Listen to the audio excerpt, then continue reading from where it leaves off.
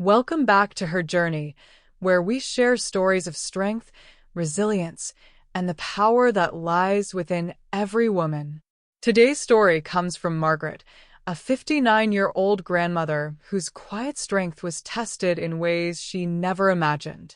This is her story of betrayal, revenge, and the lengths a woman will go to protect what's hers. My name is Margaret Hollis, and at 59 years old, I've learned that beauty comes in many forms, even when society tries to tell you otherwise. I've always been what people politely call full-figured, carrying my curves with the confidence of a woman who knows her worth. My late husband used to say I was built like a goddess, and I believed him. Still do. It was 2:47 a.m. when everything changed. The house was wrapped in that peculiar silence that only comes in the deepest part of night, when even the crickets have grown tired of their songs. I was dreaming of my Harold, as I often do, when tiny fingers touched my shoulder. "Grandma?" The whisper was so soft, I almost thought it was part of my dream. "Grandma, wake up." I opened my eyes to find my 7-year-old grandson Tommy standing beside my bed, his Spider-Man pajamas wrinkled and his dark hair sticking up at odd angles. In the dim glow of my bedside lamp, I could see tears glistening in his brown eyes that looked so much like his father's, like my Daniel's, back when Daniel was innocent. "Tommy, sweetheart, what are you doing awake?" I whispered, pulling myself up against the headboard. My silk nightgown, a beautiful emerald green that Harold had bought me years ago, rustled softly as I moved. Tommy climbed onto my bed without invitation, something his mother Kayla had specifically forbidden. "She says you'll crush him with all that weight," I'd overheard her tell Daniel once. But Tommy didn't seem concerned about my size as he nestled against my side, his small body trembling. "Grandma," he whispered, his voice barely audible, "tonight my parents are going to steal all your money from the safe." The words hit me like ice water. I felt my heart stop, then start again with a painful thud that seemed to echo through my entire body. "What did you say, honey?" I heard them talking. Tommy's voice was muffled against my shoulder. "Daddy was upset about something with his job, and Mommy said they needed the money in your safe. She said." He paused, struggling with the words. "She said you wouldn't miss it because old people don't need money anyway." Old people. At 59, with my auburn hair still thick and lustrous, my green eyes still bright, my skin still smooth despite the laugh lines that Harold used to trace with his fingertips. "Old people. They said they know the combination," Tommy continued. "Mommy watched you open it last Christmas when you got the presents out. They're going to wait until you're asleep and take it all." I held my grandson closer, my mind racing. The safe in my back porch contained more than just money. It held my independence, my security, the last tangible connection to Harold's love and protection. He'd insisted on keeping cash on hand, never fully trusting banks after his father lost everything in a local bank failure decades ago. $43,000 sat in that safe, along with my grandmother's jewelry and important documents. But more than the money, more than the jewelry, it was the principle. My own son, my Daniel, whom I'd raised to be honorable, whom I'd sacrificed for, worked double shifts to put through college, was planning to rob me. And that woman he'd married, Kayla, with her sharp tongue and sharper ambitions, had finally corrupted him completely. "Tommy," I said softly, "how long ago did you hear this?" "Right before I came to you. They're waiting for the house to get quiet. Daddy's setting his phone alarm for 3:30. 43 minutes. They'd given me 43 minutes to decide how to handle this betrayal. I looked down at Tommy, this beautiful child who'd been caught in the middle of adult greed and cruelty. His parents had no idea that he was aware of their scheme, no idea that their 7-year-old son was wise beyond his years and had chosen to warn the grandmother they were about to victimize. As I held him, memories flooded back. Daniel at 7, reading to me from his school books. Daniel at 16, promising he'd always take care of me when I got old. Daniel at 25, bringing Kayla home for the first time, watching nervously as she surveyed our modest home with barely concealed disdain. Kayla. Beautiful, thin, ambitious Kayla, who'd made it clear from day one that she considered me an inconvenience at best. The snide comments about my cooking portions. The not-so-subtle suggestions that I should downsize to a smaller home. The way she'd pat her flat stomach whenever I reached for seconds at family dinners, her meaning crystal clear. "Careful, Margaret," she'd said just last Thanksgiving. "You might want to save room for dessert. Though maybe you shouldn't. You know how you get around the holidays." The laugh that followed was like breaking glass. I'd endured it all for Daniel's sake, for Tommy's sake, telling myself that family was family, that love meant tolerance, that I was being the bigger person. Literally and figuratively, according to Kayla. But this was different. This wasn't about enduring insults or tolerating disrespect. This was theft. This was my own son planning to rob me in my sleep, to steal the security Harold had worked so hard to provide. "Tommy," I whispered, "I want you to listen to me very carefully. Can you go back to your room and pretend to be asleep? Can you do that for Grandma?" He nodded solemnly. "Good boy. And Tommy? Don't say anything to your parents about talking to me. This will be our secret, okay?" Another nod. "I love you, sweetheart. More than you know." After Tommy slipped back to his room, I sat in the darkness, my mind working with a clarity I hadn't felt in years. I thought about Harold, about the life we'd built together, about the promises we'd made to each other. I thought about dignity and respect, and the difference between being kind and being weak. I thought about revenge. Before we continue with Margaret's story, I want to remind you that you're part of something special here. These stories of women finding their strength, standing up for themselves, and refusing to be victims, they matter. They inspire us all. Don't just listen and leave. Hit subscribe so you'll never miss another story that speaks to your soul. Ring that notification bell. Share this with someone who needs to hear it. And let's build a community of women who support each other through every trial and triumph. Now, let's see what Margaret decides to do next. As I sat there in the darkness, holding Harold's picture from my nightstand, the memories came flooding back like a dam bursting. I needed to understand how we'd gotten here, how my son had become a thief, how I'd become a target in my own home.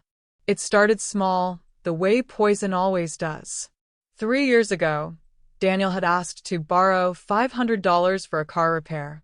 I'd given it gladly, happy to help my only child. The money was never repaid, and when I mentioned it months later, Kayla had laughed. "Oh, Margaret, you're not seriously keeping track, are you? We're family.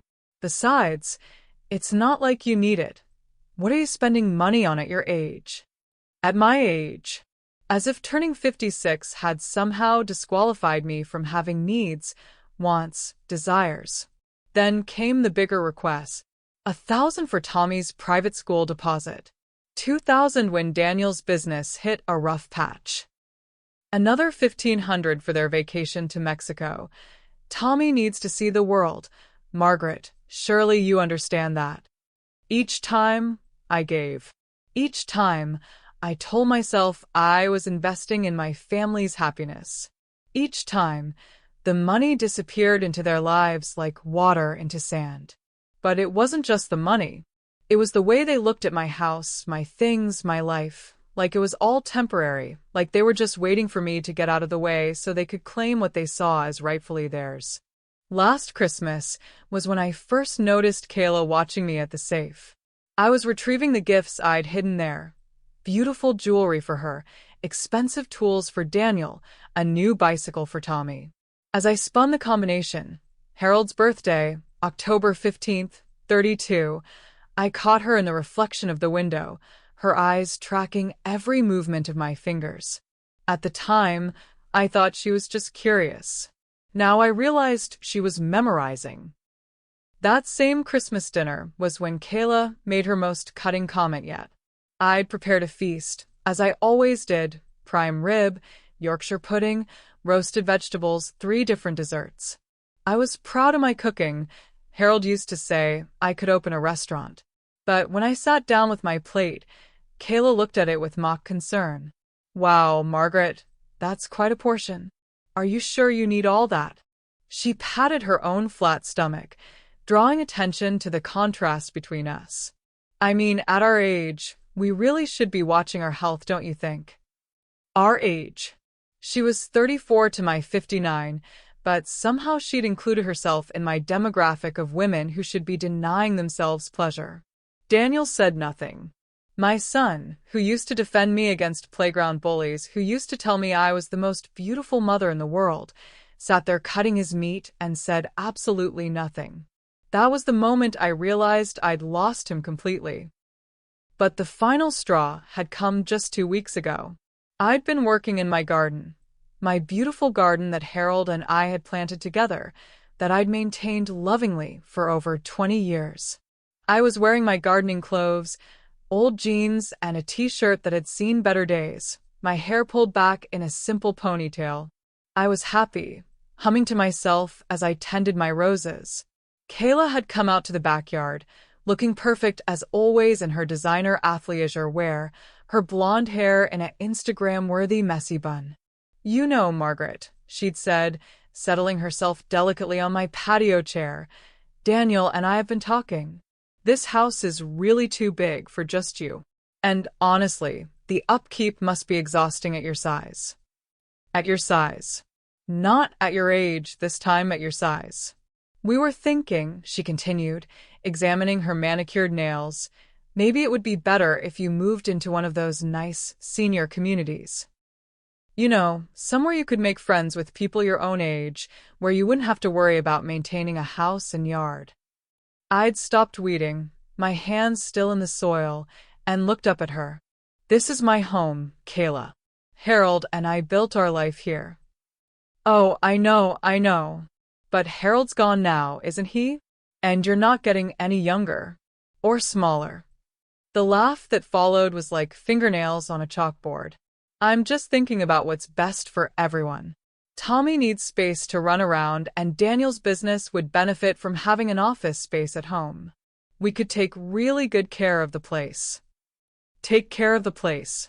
Not visit me in the place, not help me maintain the place. Take care of the place after I was gone. And of course, she'd added, standing to leave, we'd make sure you got fair market value. Well, maybe a little below market, family discount, and all that. But enough for a nice little apartment somewhere. A nice little apartment.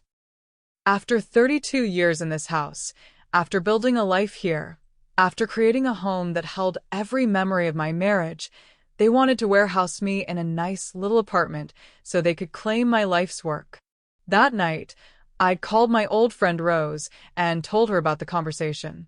Rose, who'd known me since high school, who'd been my maid of honor, who'd held my hand at Harold's funeral. Margaret, she'd said, her voice sharp with anger. You do realize what they're doing, don't you? They're not waiting for you to die naturally. They're trying to erase you while you're still alive. Erase me. The phrase had echoed in my mind for weeks. Now, sitting in my bedroom at 3 a.m, waiting for my son and his wife to sneak into my house and rob me, I understood what Rose meant. They didn't see me as a person anymore. They saw me as an obstacle to their ambitions, an inconvenient holder of assets they felt entitled to claim.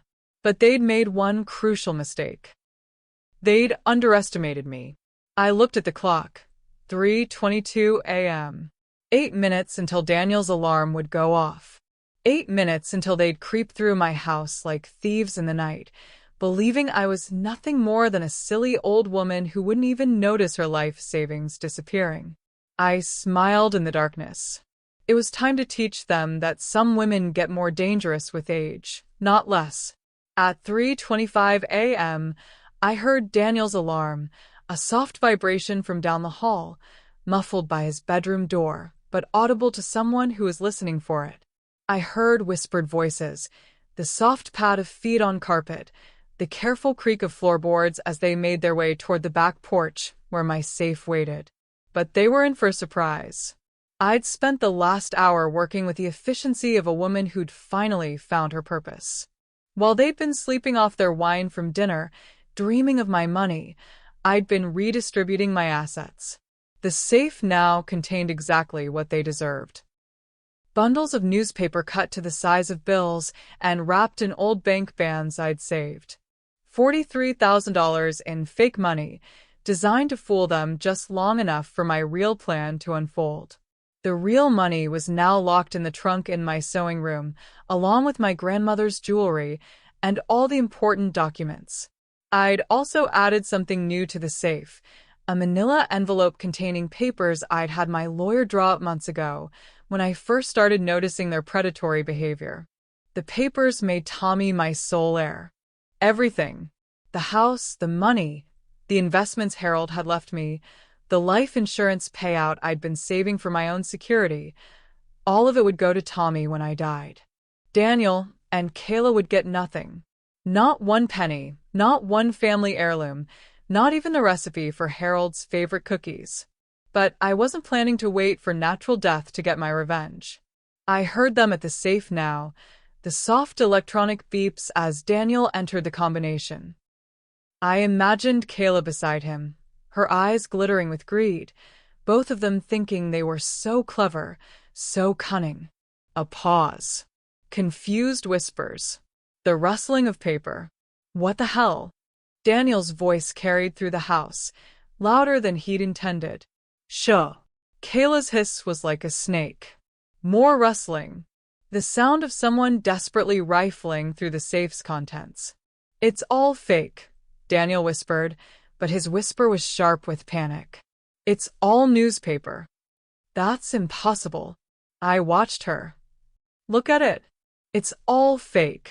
I smiled in the darkness. Phase 1 complete. Now came the interesting part. I slipped out of bed, my silk nightgown whispering against my skin. Harold had bought me this nightgown for our 25th anniversary, telling me I looked like a movie star. Even now, at 59, I filled it out beautifully. My curves were voluptuous, not apologetic. My beauty was mature, not faded. I made my way quietly to the kitchen, where I'd prepared for this moment. On the counter sat a bottle of wine, an expensive Bordeaux I'd been saving for a special occasion. This qualified. But this wasn't just any wine. This was justice in a bottle. Earlier that evening, while making dinner, I'd taken a detour to my garden. My beautiful garden, where I grew not just roses and vegetables, but also oleander. Beautiful, ornamental oleander, with its lovely pink flowers and its deadly secret. Oleander is one of nature's most efficient killers. Every part of the plant contains cardiac glycosides that can stop a heart in its tracks. A few leaves, carefully processed, would be enough to cause serious illness. More than a few would be enough to cause death. I'd crushed the leaves into a fine powder and mixed it into the wine, along with a generous amount of honey to mask any bitterness. The bottle now sat innocently on my counter, waiting for the right moment. But the wine was just plan A. I had plan B ready as well. In my basement, Harold had kept a workshop. Among his tools and supplies was a can of gasoline for the lawnmower, a bottle of lighter fluid for the barbecue, and various other flammable materials. I'd brought some of these upstairs earlier, concealing them in the back porch room where the safe was located. If they ran when they discovered the fake money, I had the wine. If they stayed to search for the real money, I had the fire. Either way, they weren't leaving my house the same people who'd entered it. I heard footsteps moving through the house now, urgent whispers as they searched for the real money. They were in my bedroom, rifling through my dresser drawers, my jewelry box, my personal things. The violation was complete. They weren't just thieves now. They were invaders, violating every boundary, destroying every pretense of respect or love. Margaret. Kayla's voice called softly. Margaret, are you awake? I smiled at the false sweetness in her tone. Even now, caught in the act of robbing me, She was trying to maintain her mask of concerned daughter-in-law. "Coming," I called back, making my voice sound sleepy and confused. "Is everything okay?" I walked toward my bedroom, the wine bottle in my hand, my smile hidden in the darkness. It was time for the performance of my life. "Oh my goodness," I said, standing in my bedroom doorway with the wine bottle in hand, looking at Daniel and Kayla frozen beside my ransacked dresser. "What's going on? Is everything all right?" The scene was almost comical. Daniel stood with my jewelry box in his hands, its contents spilled across my vanity. Kayla was halfway through my lingerie drawer, my silk underwear and satin nightgowns scattered around her feet. They looked like children caught with their hands in the cookie jar, if children were calculating enough to rob their own grandmother. "Margaret." Kayla recovered first, her voice pitched high, with false concern. "We heard a noise and came to check on you. We were worried someone might have broken in." "A noise?" I blinked innocently, taking in the destruction of my private space. "What kind of noise?" Daniel set down my jewelry box with hands that shook slightly. "It sounded like someone was trying to break into the safe." "The safe?" My voice carried just the right note of alarm. "Oh no. Did someone break in? Should we call the police?" No. The word exploded from both of them simultaneously. Then they looked at each other with the kind of panic that confirms guilt. "I mean, Kayla recovered. We already checked. Everything seems fine. Probably just the house settling. You know how these old houses can be." Old houses. Like old women, apparently, full of creaks and groans, inconvenient noises that disturb the peace of younger, more deserving occupants. "Well, since we're all awake," I said, lifting the wine bottle, "why don't we have a drink?" I was having trouble sleeping anyway, thinking about things. "Things?" Daniel asked, his voice tight. "Oh, you know, the future. What happens to family when people change?" I looked directly at him as I said it, watching his face flush with what I hoped was shame. Sometimes I lie awake wondering if the people I love really love me back, or if they're just waiting. The silence stretched between us like a taut wire. Kayla's eyes darted to the wine bottle in my hands, then to Daniel, then back to me. "That's silly talk, Margaret," she said finally. "We're family. Of course we love you." "Do you?" I asked softly. "Do you really?" Another silence. This one felt different, heavier, more honest. "Of course we do," Daniel said, but his voice lacked conviction. He sounded like a man reading from a script he didn't believe. I walked to my bedside table and retrieved 3 glasses, Harold's crystal wine glasses, the ones we'd used for special occasions. The irony wasn't lost on me that this would be the most special occasion of all. "Then let's toast to family," I said, pouring the poisoned wine into each glass. The liquid was dark and rich, beautiful in the crystal. It looked like liquid garnets, like liquefied revenge.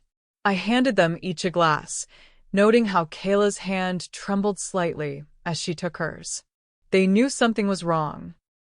They could feel it in the air between us, the shift in power, the sense that the old woman they'd been planning to rob was no longer quite as helpless as they'd assumed. "What should we toast to?" Kayla asked, her voice artificially bright. I raised my glass, looking at both of them, my son, who'd grown from a beautiful boy into a greedy man, and his wife, who'd spent years systematically trying to erase me from my own life. "To truth," I said simply. "To finally being honest about what we all really want." Daniel frowned. "What do you mean?" "I mean," I said, taking a small sip of my wine, just enough to maintain the charade, not enough to harm myself, that I know about the safe. I know about the fake money. I know exactly what you came here to do. The glasses froze halfway to their lips. In the lamplight, I could see the color drain from both their faces. "Mom, I don't know what you're talking about." "Don't." The word came out sharper than I'd intended, carrying all the authority I'd suppressed for years. Don't lie to me anymore, Daniel. I've had enough lies to last a lifetime. Margaret. Kayla started, but I held up my hand. No, Kayla. It's my turn to talk. For 3 years, I've listened to your comments about my weight, my age, my home, my life. I've watched you catalog my possessions like you're already planning my estate sale. I've endured your suggestions that I should disappear into some senior facility so you can claim the life Harold and I built together. I took another careful sip of wine, watching them over the rim of my glass. And now you've finally done what I've been expecting all along. You've tried to rob me in my own home, thinking I was too old, too trusting, too stupid to notice. It's not like that, Daniel said weakly. Isn't it? I set down my glass and picked up the manila envelope from my nightstand. The one I'd retrieved from the safe before filling it with fake money. Then explain this. I handed him the envelope. With shaking hands, he opened it and read the contents. I watched his face change as he realized what he was looking at. What is it? Kayla demanded. She's changed her will, Daniel whispered. Everything goes to Tommy. Everything. Kayla snatched the papers from his hands, her eyes scanning the legal language with the desperate speed of someone watching her future crumble. You can't do this, she said finally, her voice low and dangerous. This is our family's money. Daniel is your son. Daniel is my son, I agreed. But you've both made it very clear that you see me as an inconvenience to be managed, not a person to be loved. So I've decided to cut out the middle generation and leave everything directly to Tommy. But we need... What? What do you need, Kayla? A bigger house? More expensive clothes? Another vacation? I gestured around my bedroom at the chaos they'd created while searching for my money. You need so much that you're willing to rob me in my sleep. We wouldn't have taken all of it, Daniel said desperately. Just enough to help with some bills, some debts. Without asking, without telling me, just taking what you wanted and hoping I wouldn't notice. I picked up my wine glass again, noting that neither of them had touched theirs yet. That was unfortunate for them. Here's what's going to happen, I said calmly. You're going to finish your wine, all of it, and then you're going to leave my house. Tomorrow, you're going to move out of town. Far out of town. And you're never going to contact me again unless Tommy specifically asks to see me. You can't make us. Can't I? I smiled at Kayla, and I knew the expression wasn't pleasant. I have evidence of attempted theft. I have documentation of years of financial abuse. I have witnesses to your treatment of me. How do you think that will play out in court? How do you think Tommy's custody hearing will go when I present evidence that his parents are thieves who rob elderly family members? The threat hung in the air between us. They both knew I wasn't bluffing. Now drink, I said softly.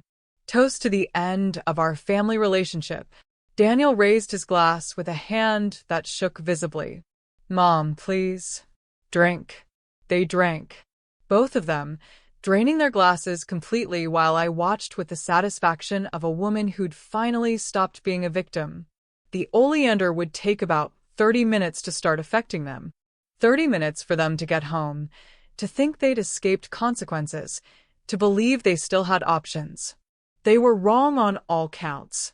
After Daniel and Kayla left, stumbling slightly, which they attributed to the late hour and the stress of being caught, I sat in my kitchen and planned their funeral outfits. The oleander would work slowly at first. Nausea, dizziness, confusion. They'd probably think it was food poisoning from dinner or stress from our confrontation. By the time they realized it was something more serious, it would be too late for treatment to be fully effective. Not that I wanted them dead, exactly. What I wanted was much more satisfying than simple death. I wanted them to live with the consequences of crossing Margaret Hollis. You see, oleander poisoning is rarely fatal if treated promptly. Mostly, it's deeply unpleasant, violent illness, heart palpitations, disorientation, weakness that can last for weeks. They'd survive, but they'd be changed. Broken. Reminded every day of what happens when you mistake kindness for weakness. But the poison wine was just the opening act. The real show would begin tomorrow. I spent the rest of the night on my computer, a skill Kayla had mocked. Really, Margaret, do you even know how to use that thing? But one I'd mastered better than she'd imagined. Harold had taught me to be self-sufficient in all things, including technology. By dawn, I'd done the following. First, I'd transferred all my liquid assets to a new account in Tommy's name, with myself as custodian until he turned 18. The $43,000 from the safe was just the beginning. I had over $200,000 in savings and investments, money Harold and I had accumulated through decades of careful planning. All of it now belonged to my grandson. Second, I'd changed the deed on my house. The property now belonged to a trust with Tommy as the sole beneficiary. Daniel and Kayla could never claim it, could never force me out, could never profit from the home Harold and I had built together. Third, I documented everything. Screenshots of their social media posts showing expensive purchases they'd made after borrowing money from me. Recordings of Kayla's most cutting comments about my weight and age. My phone had been in my pocket during many of our conversations, and I'd learned to activate the voice recorder with a simple gesture. Photos of my ransacked bedroom from tonight's break-in attempt. But the masterpiece was the video. My home security system was more sophisticated than they'd realized. Harold had installed it after a rash of break-ins in our neighborhood 5 years ago, and I'd upgraded it regularly since his death. The cameras covered every room except the bedrooms and bathrooms, and they saved everything to a cloud server. I had crystal-clear footage of Daniel and Kayla entering my home with a key Daniel had never returned, going straight to the safe, opening it with a combination they'd memorized by spying on me, discovering the fake money, and then ransacking my bedroom in search of the real cash. I had them, but I wasn't done yet. I made copies of everything, the financial records, the security footage, the audio recordings, the documentation of their theft attempt. One set went to my lawyer, with instructions to release everything if anything suspicious happened to me. Another set went to my safe deposit box at the bank. A third set went to my friend Rose, along with a letter explaining everything.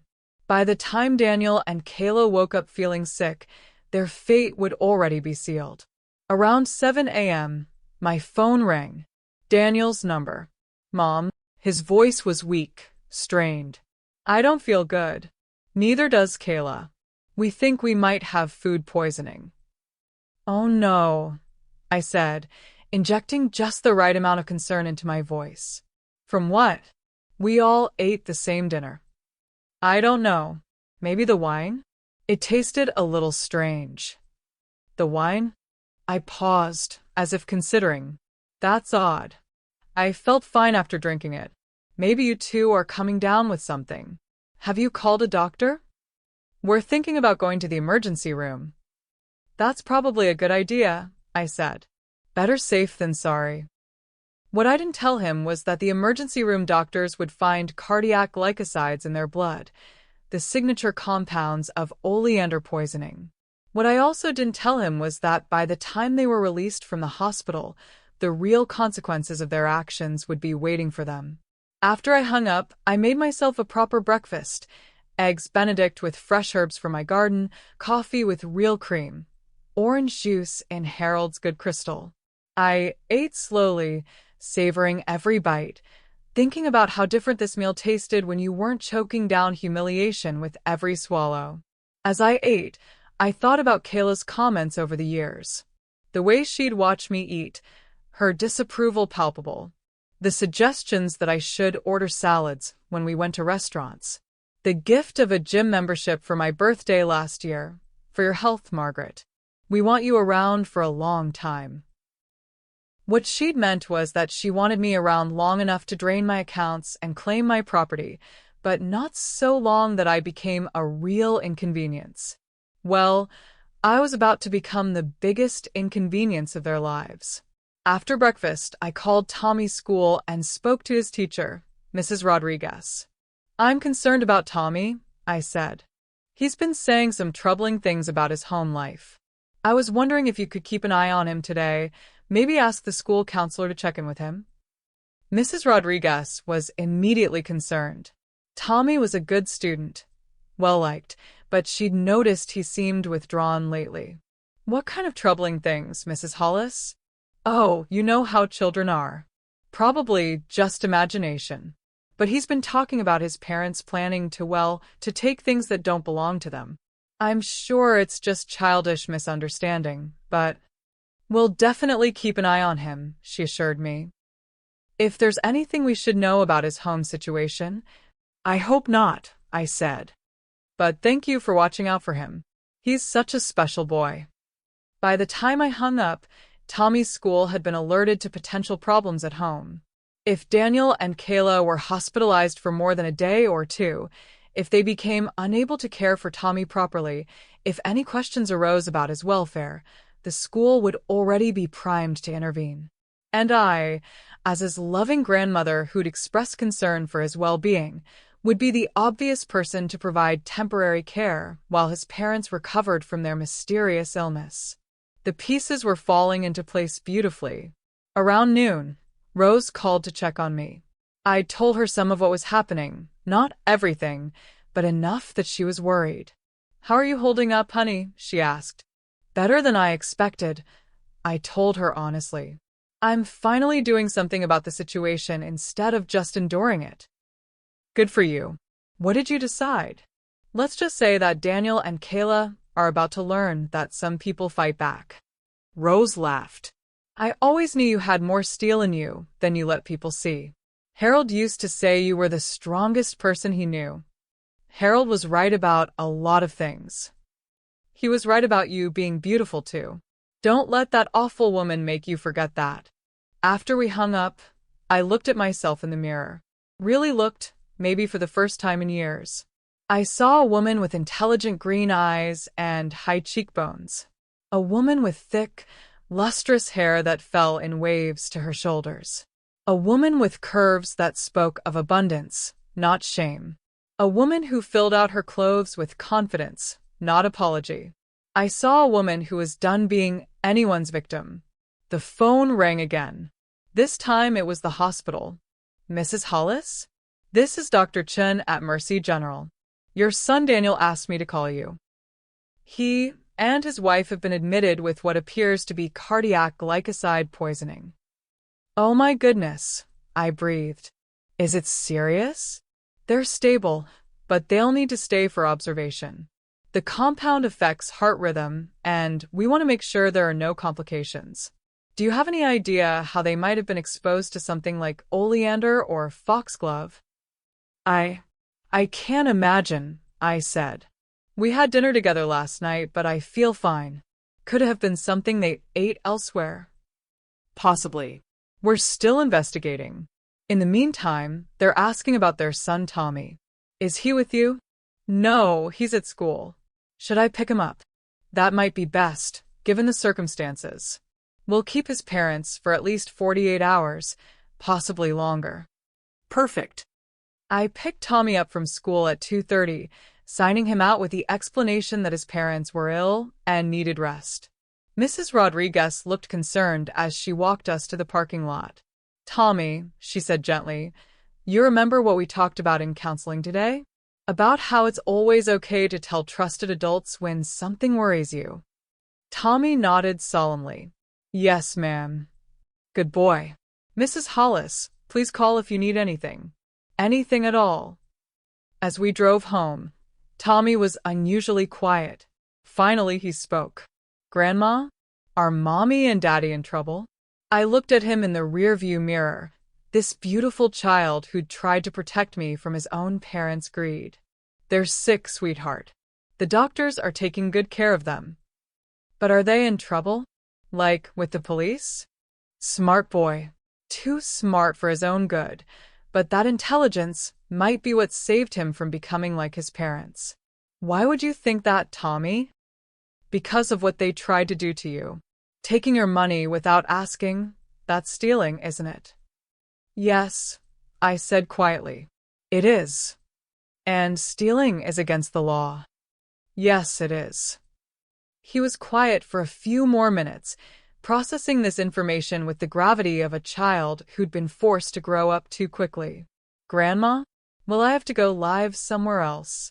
My heart clenched. What do you mean, sweetheart? If Mommy and Daddy go to jail, where will I live? I pulled into my driveway and turned to face him fully. Tommy, would you like to live with me? His face lit up like Christmas morning. Really? Could I? If that's what you want, and if it's what's best for you, then yes. You could live with me. What about my room? And my toys? We'll get all your things. And you can redecorate the guest room however you want. We'll make it perfect for you. That evening, while Tommy did homework at my kitchen table, I received a series of increasingly frantic phone calls. First, Daniel called from the hospital. His voice was weak, but there was panic underneath the illness. Mom, the police were here. They're asking questions about the break-in. What break-in? I asked innocently. They said someone reported a possible burglary at your house last night. They have security footage. Oh my, how strange. I hope they catch whoever it was. There was a long pause. Mom, the footage shows us. Shows you what, Daniel? Shows us in your house. Looking through your things.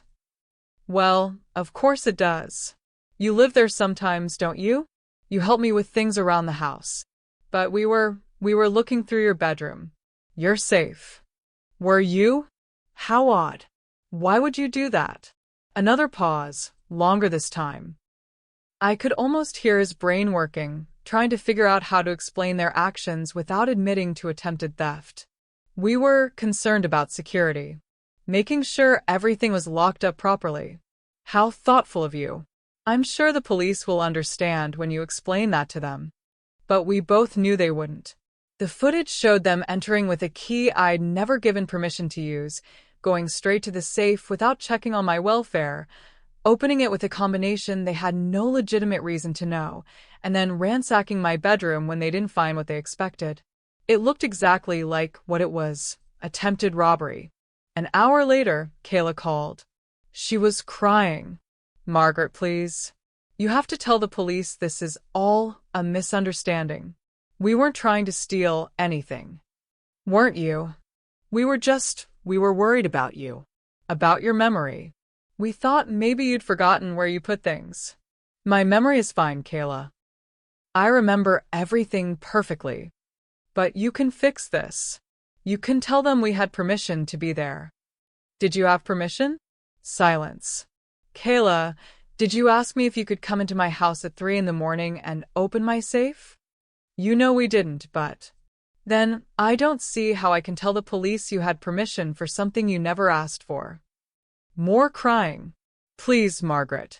Think about Tommy. Do you want him to grow up knowing his parents are criminals?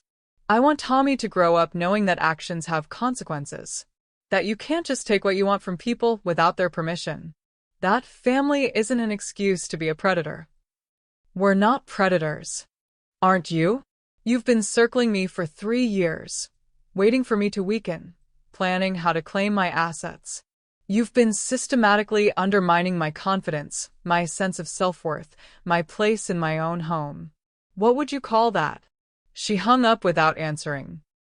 The next call came from Daniel and Kayla's lawyer, a man I recognized from their social circle, expensive and ambitious.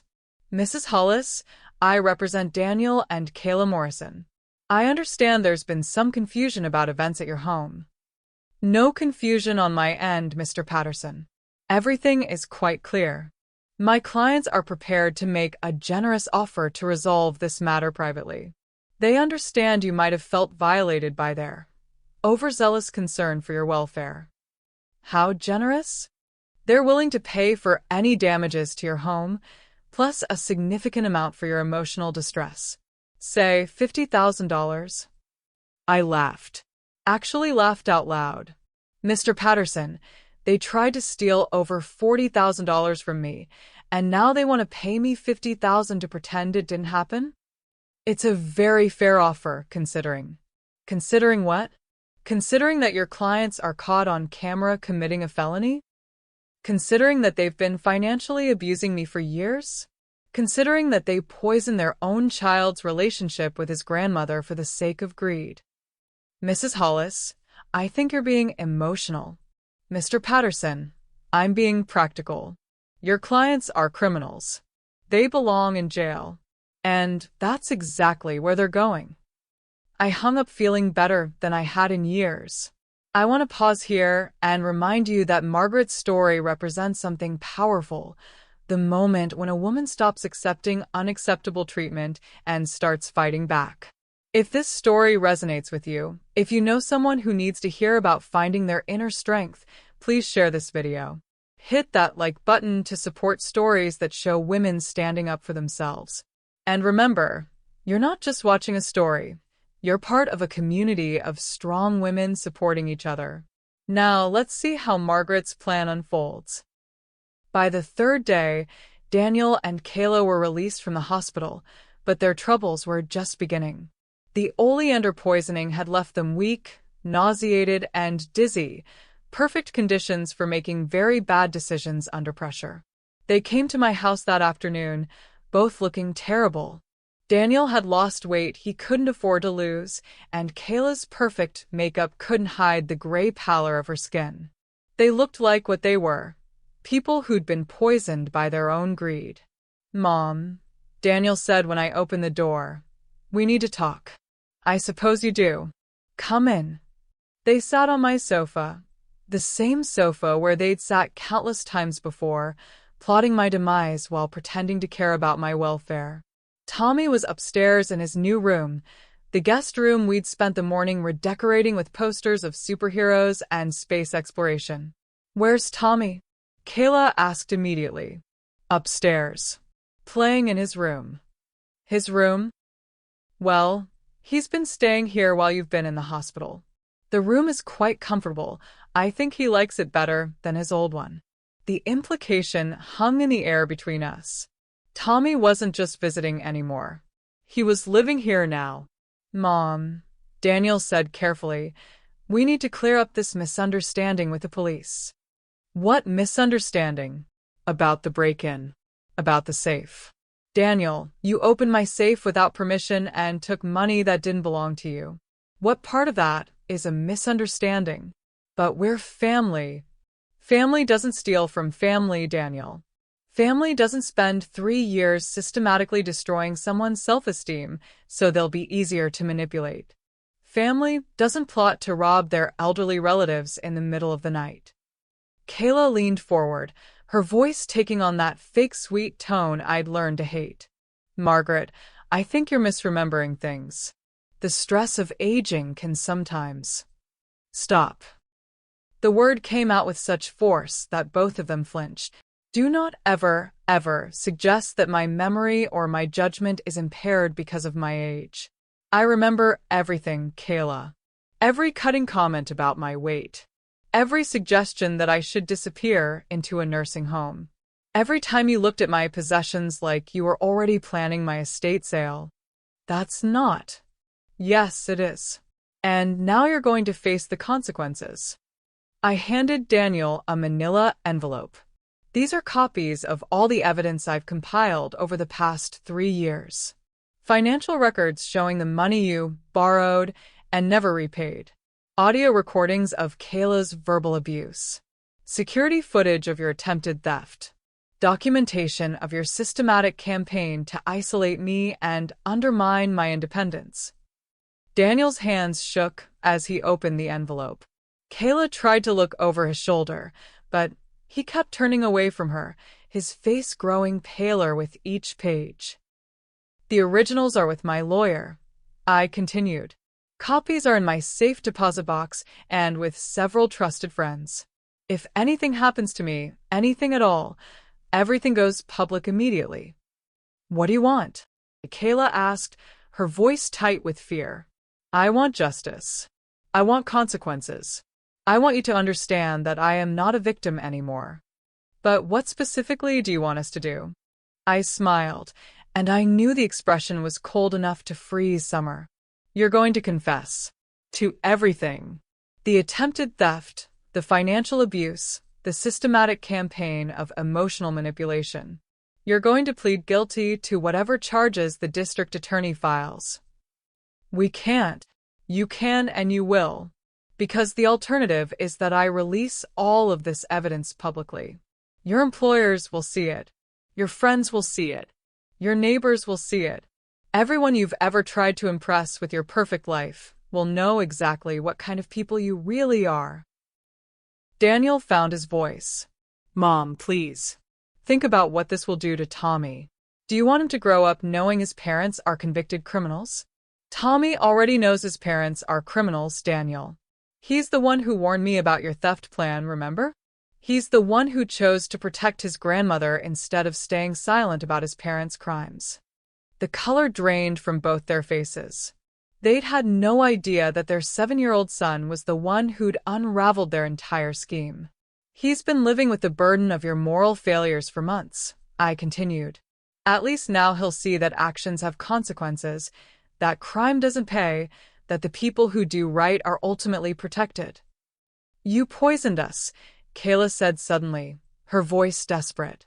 You gave us something that made us sick. That's assault. That's attempted murder. I raised my eyebrows.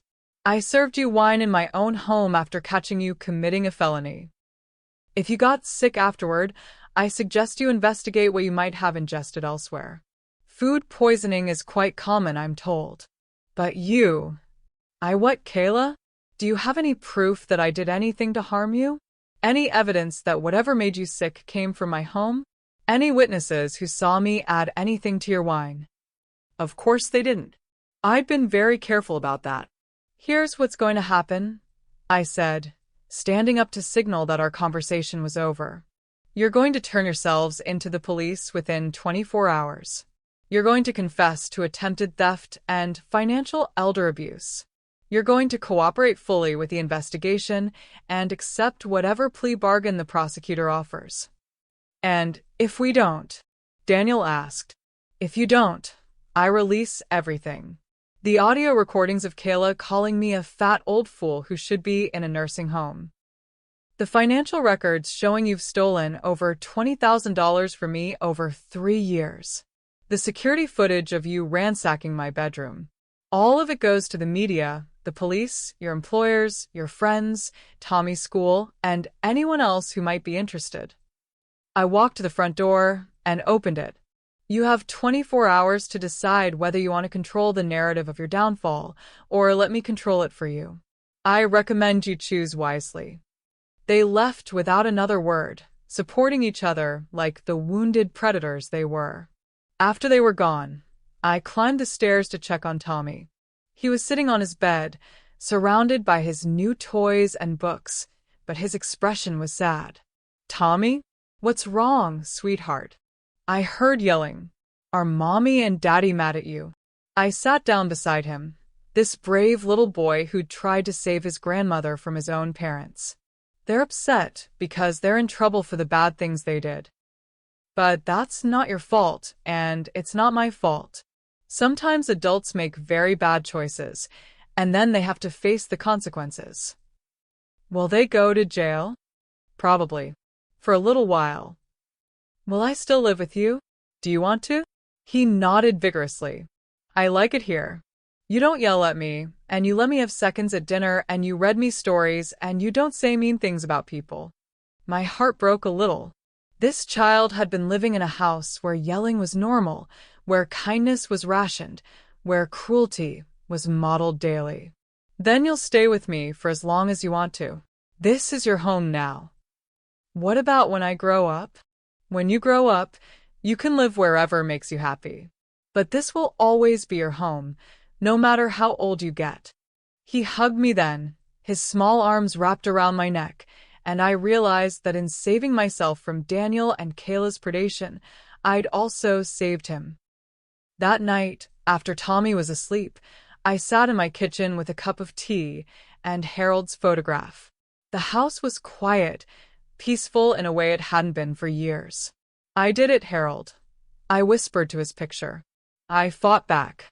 I protected us both, me and Tommy." In the silence that followed, I could almost hear his voice. "I always knew you were stronger than you let people see, Maggie. I'm proud of you." Tomorrow would bring the consequences of my actions. Daniel and Kayla would have to decide whether to confess or face public humiliation. Either way, they'd never be able to hurt me again. But tonight, I was victorious. Daniel and Kayla turned themselves in with 6 hours to spare. I know this because Detective Morrison called me to let me know they'd confessed to attempted theft and financial elder abuse. They'd also agreed to a plea bargain that would give them 18 months in minimum security prison, followed by 2 years of probation and full restitution. They seemed very eager to cooperate, Detective Morrison told me, almost like they were afraid of something worse happening if they didn't. "I can't imagine what that might be," I said innocently. "Mrs. Hollis, I have to ask, they mentioned something about getting sick after visiting your home. Should we be concerned about that?" "They had food poisoning," I said.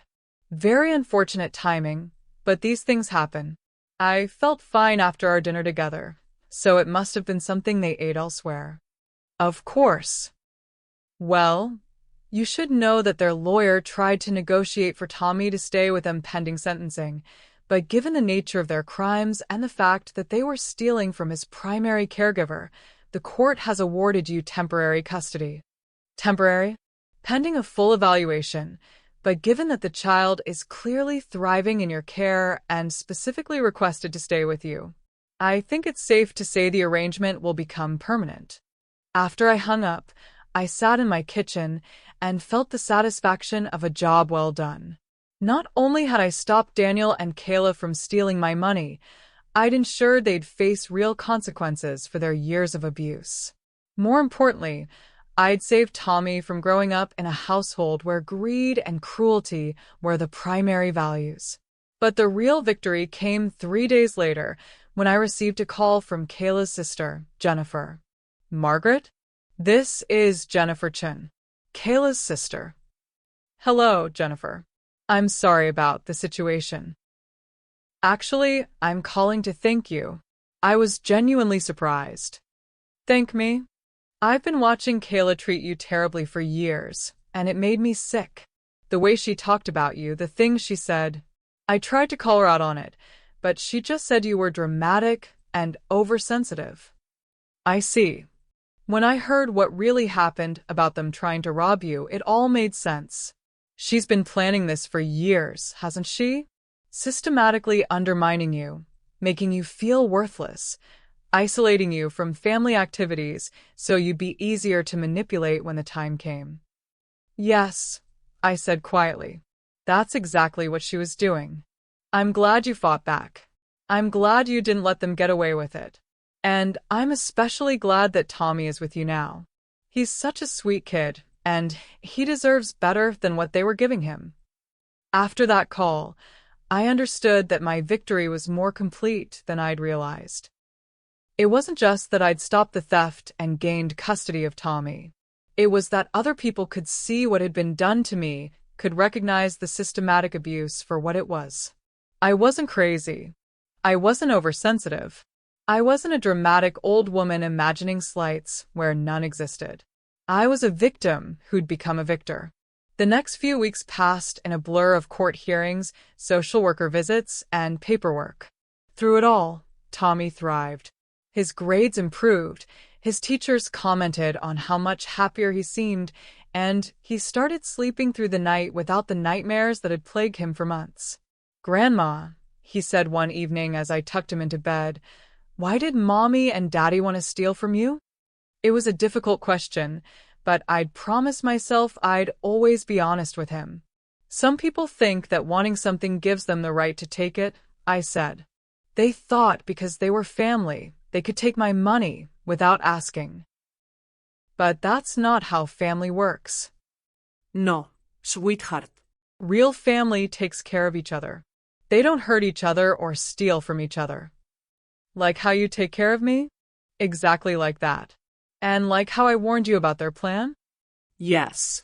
You protected me, just like I'm protecting you now. He smiled and closed his eyes, secure in the knowledge that he was loved and safe. But my favorite moment came 6 weeks after Daniel and Kayla's arrest, when I ran into Kayla's friend Michelle at the grocery store. Michelle had always been part of Kayla's inner circle, one of the women who'd watch me at family gatherings with barely concealed disdain, who'd laugh at Kayla's cruel comments about my weight and age. "Margaret," she said, clearly uncomfortable. "I heard about everything." I'm sorry. "Thank you. I have to ask, how are you holding up? This must be so hard for you." I looked at her, really looked at her, and saw what I'd been seeing in people's faces for weeks now. Not pity, not condescension, but respect. Maybe even a little fear. "Actually, Michelle, I've never been better. I have Tommy with me full-time now, I'm financially secure, and I no longer have to pretend that abuse is acceptable because it comes from family. But surely you miss Daniel." "I miss the son I thought I had. But the man who tried to rob me in my sleep? The man who stood by while his wife spent years systematically destroying my self-esteem? I don't miss him at all." She stared at me, clearly shocked by my directness. "The truth is, Michelle, I should have done this years ago. I should have stopped tolerating the intolerable, stopped making excuses for inexcusable behavior. I wasted too much time trying to keep peace with people who were at war with my dignity." I started to walk away, then turn back. "Oh, and Michelle? You might want to think about the friends you choose. Birds of a feather, as they say." That evening, I made Tommy's favorite dinner. Grilled cheese sandwiches and tomato soup, followed by chocolate chip cookies we'd baked together. As we ate, he chattered about his day at school, his plans for the weekend, his hopes for the future. This was what family was supposed to feel like. Not the tense, walking on eggshells atmosphere I'd endured with Daniel and Kayla, where every meal was an opportunity for criticism and every conversation was a potential trap. This was peace. This was love. This was justice. 6 months later, Tommy and I had established our new routine. He walked to school every morning with his best friend Marcus, who lived down the street. I volunteered in his classroom twice a week, helped with homework every evening, and attended every school event with the pride of a grandmother who is also a mother. The court had made our custody arrangement permanent.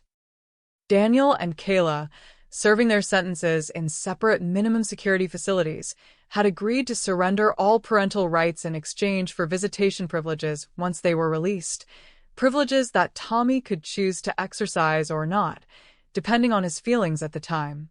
"I don't think I want to see them," he'd told the family court judge during our final hearing. "They scare me, and they were mean to Grandma." The judge, a woman in her 60s who'd clearly seen every variation of family dysfunction, had nodded approvingly. "You don't have to see anyone who makes you feel unsafe, Tommy. That's your choice to make." My house had been transformed. The guest room was now thoroughly Tommy's, painted in his favorite colors and filled with books, art supplies, and the kind of toys that encouraged creativity rather than passive consumption. The kitchen had been child-proofed and stocked with healthy snacks. The backyard now featured a swing set and a vegetable garden where Tommy was learning to grow his own food. But the biggest transformation was in me. I'd lost 20 pounds without trying, not because I was eating less, but because I was no longer stress eating to cope with constant emotional abuse. My hair was glossier, my skin clearer, my posture straighter. I moved through the world with confidence instead of apology.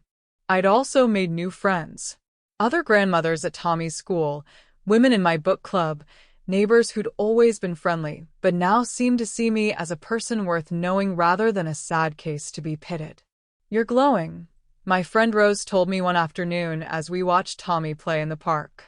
"I haven't seen you look this happy in years." I feel like I've been holding my breath for 3 years and can finally exhale, I said. Any regrets?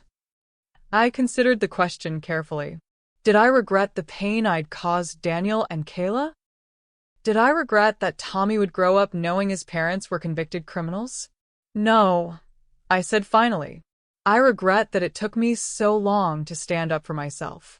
I regret that I let them hurt me for as long as I did, but I don't regret fighting back. Good for you. Harold would be proud. Harold would probably be amazed that his gentle wife turned out to be such a fierce warrior. Rose laughed.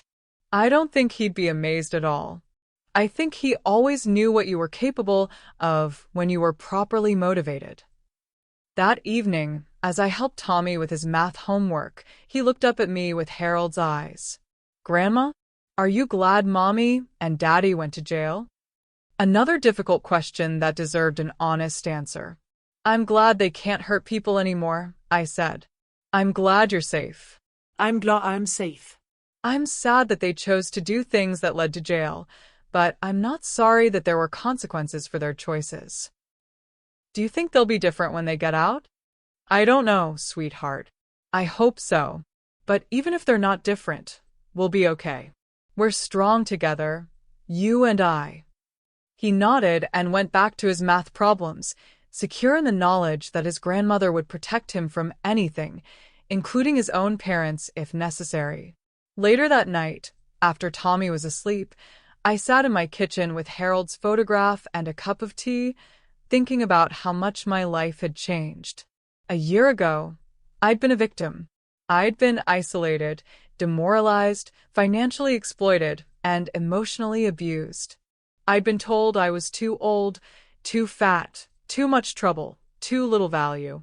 I'd been made to feel like a burden on my own family, an inconvenience to be managed rather than a person to be loved. Now I was raising a child who adored me, managing my own finances with confidence, making new friends, and living in a home that felt peaceful instead of hostile. The money Daniel and Kayla had tried to steal was still in Tommy's account, growing with interest and wise investments. The house they'd tried to claim was still mine, filled with love instead of tension. The family they'd tried to manipulate had been restructured around values of honesty, kindness, and mutual respect. I'd won. Completely and utterly. But more than that, I discovered who I really was underneath all the criticism and doubt they'd heaped on me. I was a woman capable of decisive action. I was a protector, a provider, a force to be reckoned with. I was enough. More than enough. I was Margaret Hollis, and I was magnificent. 1 year after the night Tommy whispered his warning in my ear, we had a celebration dinner. Not because it was the anniversary of my family's betrayal, but because it was the anniversary of my liberation. Tommy, now 8 and thriving in every way imaginable, helped me prepare a feast. We made all his favorite foods: homemade pizza, Caesar salad, garlic bread, and a chocolate cake with buttercream frosting. We invited Rose, Mrs. Rodriguez from Tommy's school, and our neighbors, the Hernandez family, who'd become like family to us. As we sat around my dining room table, laughing and talking and enjoying each other's company, I thought about how different this felt from the tense family dinners I'd endured with Daniel and Kayla. This was what family was supposed to feel like: warm, supportive, accepting. Speech. Rose called out when we'd finished the main course. Margaret should give a speech. Oh, I don't think. Yes. Tommy chimed in. Tell everyone about how brave you were. So I stood up, this confident woman I'd become, and looked around the table at the people who truly cared about me. A year ago, I began, I thought my value as a person was determined by how much inconvenience I caused other people. I thought being family meant accepting unacceptable treatment. I thought fighting back made me a bad person. I paused, looking down at Tommy's bright, attentive face. But then someone very wise taught me that real family protects each other. That good people don't have to tolerate bad behavior just to keep the peace. That sometimes the most loving thing you can do is refuse to enable someone else's cruelty. Tommy taught you that? Mrs. Rodriguez asked. Tommy taught me that courage comes in all sizes, and that even 7-year-olds know the difference between right and wrong. He risked his parents' anger to protect his grandmother, and in doing so, he taught me that I was worth protecting. I raised my glass of sparkling cider. Tommy and I were both drinking it, making it special for both of us. So, here's to Tommy, who saved his grandmother. Here's to new families built on love instead of obligation. And here's to the truth that it's never too late to become the person you were meant to be.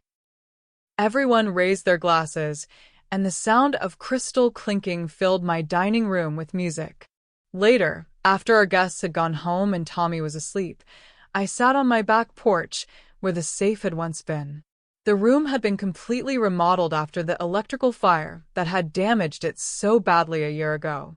Now it was a sunroom filled with plants and comfortable chairs, a place of peace instead of secrecy. My phone rang. Daniel's number. He'd been released 3 weeks ago, Kayla 2 weeks before that. This was the first time either of them had attempted contact. Hello, Daniel. Mom. His voice was different, smaller, ashamed, uncertain. How are you? I'm very well. How are you adjusting? It's hard. Everything's different. I lost my job, obviously. Kayla and we're getting divorced. She blames me for everything that happened. I felt a flicker of something that might have been sympathy, but it was quickly overwhelmed by the memory of everything they'd put me through. I'm sorry to hear that, I said, and I was. Not sorry enough to fix it for him, but sorry nonetheless. I was wondering, could I see Tommy? I know I don't have the right to ask, but he's my son, and I miss him. Tommy's sleeping, I said. But I can tell you that he's happy, healthy, and thriving. His grades are excellent, he has good friends, and he feels safe and loved. Does he ever ask about me? About us? Sometimes. Usually when other children talk about their parents. But he understands that you made choices that hurt people and that choices have consequences. There was a long silence. Mom, I know I can't undo what we did. I know we hurt you, and we scared Tommy, and we destroyed our family. But I want you to know that I'm sorry. Really, truly sorry. Thank you for saying that, Daniel. Do you think you could ever forgive me? I considered the question carefully. Forgiveness was complicated. It didn't mean pretending nothing had happened or allowing people back into positions where they could hurt you again. I can forgive you for being weak, I said finally. I can forgive you for making bad choices under pressure. But I can't forgive you for standing by while Kayla spent years systematically destroying my self-esteem. I can't forgive you for planning to rob me in my sleep. And I can't trust you around Tommy until you really prove, that you've changed. How do I do that? I don't know, Daniel. That's something you'll have to figure out for yourself. But I will say this, if you ever genuinely become the man I raised you to be, if you ever truly understand the harm you caused and work to make amends, then maybe we can talk about supervised visits with Tommy. And if I don't, then Tommy and I will continue to be just fine without you. After I hung up, I sat in the quiet of my beautiful home and felt the deep satisfaction of a woman who'd protected what mattered most. Tommy was safe. I was safe. We had each other. And we had a future built on honesty and love.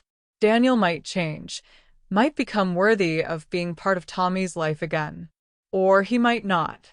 Either way, Tommy would grow up knowing that his grandmother loved him enough to fight for him, that good people stood up to bad behavior, that family meant protection and support, not exploitation and abuse.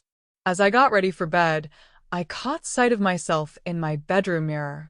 The woman looking back at me was confident, strong, beautiful in the way that comes from self-respect rather than self-doubt. I was 59 years old, and I was just getting started. Harold's picture smiled at me from the nightstand, and I could almost hear his voice. I always knew you were a warrior, Maggie. I'm proud of you. I'm proud of me too, I whispered back. And in the morning, Tommy and I would wake up in our peaceful home, make breakfast together, and continue building the life we'd created from the ashes of betrayal and the foundation of love. It was everything I'd ever wanted, and more than I'd ever dared to hope for. Thank you for joining us on Margaret's incredible journey from victim to victor. Her story reminds us that it's never too late to stand up for ourselves, that family shouldn't mean accepting abuse, and that sometimes the most loving thing we can do is refuse to enable harmful behavior. If Margaret's story touched your heart, if it reminded you of your own strength or inspired you to stand up for yourself or someone you love, please share it. Hit that like button to support stories that show women reclaiming their power.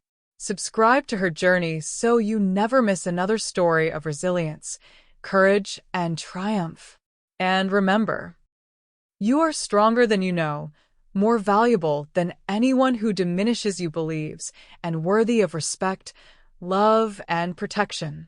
In the comments below, share your thoughts on Margaret's journey. Have you ever had to stand up to family members who took advantage of your kindness? How did you find the courage to fight back? Your stories matter, and they might be exactly what another woman needs to hear today. Until next time, remember that every ending can be a new beginning, and every woman has a warrior inside her. Sometimes she just needs the right moment to let her out. This is her journey. Thank you for being part of our community of strong, unstoppable women.